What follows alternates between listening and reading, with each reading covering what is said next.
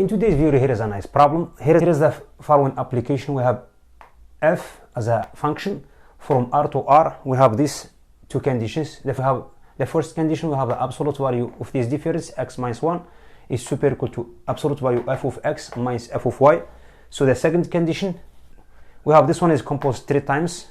We have f of 0 equals 0. Okay, from these two conditions we have built these results. So we are going to prove this one, f of 0 equals 0. Okay, in fact this is not hard problem, but the only thing here about a special trick, what the trick is, we are going to think how to bring this inequality down to the equality. Okay, so to make the kind of connection between the left and the right basic inequality in order to build a new thing where we can find f of 0. Okay, so you guys, you can give that a try to spam prayer get on solution. Go ahead, pause this video when you come back to see the full solution. Now let's go ahead get started. Since we have been asked to calculate f of 0 equals 0, so we are going to start from here. Okay, so we are going to write f of 0. So we are going to use the absolute value because we are going to work with this one. So let's put this one on the floor. Let's put this one as f of 0 minus 0. So as I did nothing, just I put 0 on side. Let's apply the first rule on this one. So if I'm going to do that, this one becomes super equal to f of 0 minus f of 0. Okay, very nice. Then let's apply this one more time on this one. This one, it will be super equal to f of 0 minus f of 0. Okay, so we know this one equals 0 by using the second condition. Okay, so which means I get here 0 minus f of 0. This one is giving us the absolute value of f of 0 like this. Okay, so let's bring this one down here. So we get f of 0. Let's add 0 on side, and at the same time let's apply this f on this one again. So this one is super equal to f of 0 minus f of 0.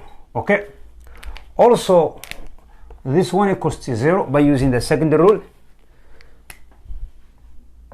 So I will be left with absolute value of minus f of 0, which is f of 0.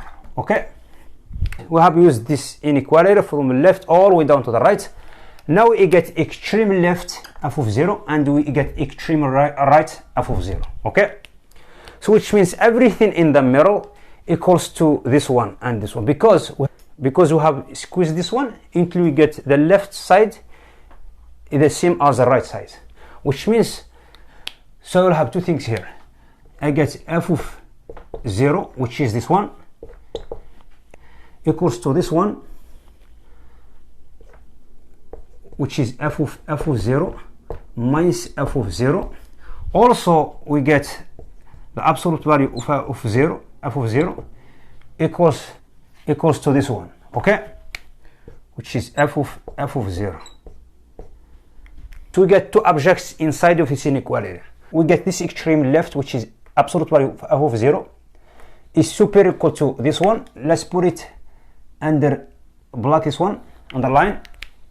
Since we get the extreme left and extreme right equal to each other is the same, which means everything inside of this inequality equal to, which means this one, which is absolute value of 0, equals to this one. Then the same object, the same thing here, f of 0 equals to this one here. Okay, so since we have absolute value here, I'm going to take off absolute value, so I will have two cases. I will have f of, this one implies f of 0 equals plus or minus f of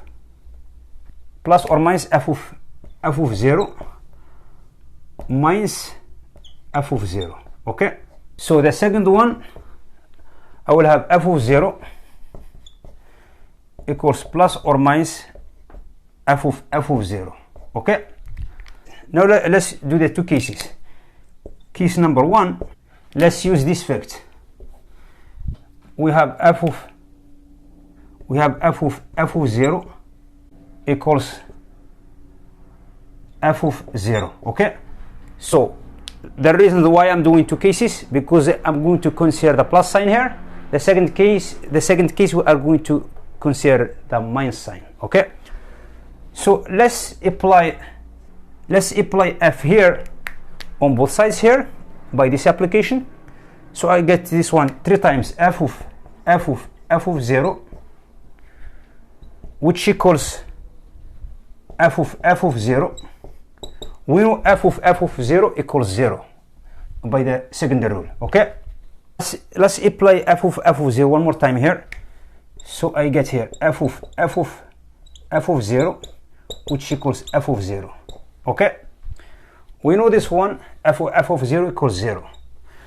So we have done with this one. We have shown this one equals 0. But this is for the first case. Let's consider the second case. Case number 2. If we are going to put a minus sign here, so we will have the same thing here. I will get f of 0 equals minus of f of 0. Here is a problem. We cannot apply f on this one by this application, because we don't know this function is even or odd. If we knew this function was even, we would do that, because minus sign becomes plus sign if this one is even, but we don't know the parity of this function, so we are not allowed to use this rule. So we are not going to apply the f as I did previously. Okay, here. So we are going to use a trick. Let's take this fact and plug it into, let's take this fact and plug it here into this one. So we get here, we get this one f of 0. So plus or minus, this f of 0 will be replaced with f of 0, with minus f of 0. Okay, minus f of 0. So we'll have plus or minus 2 times f of 0. Okay, so regardless of this plus minus, you can take these two cases here. You can consider the sub case number 1 by putting this one as a plus sign here. Then you bring this one to f of 0 to the left side. You get 3 times f of 0 equals 0. You will have the same thing. You get f of 0 equals 0 anyway.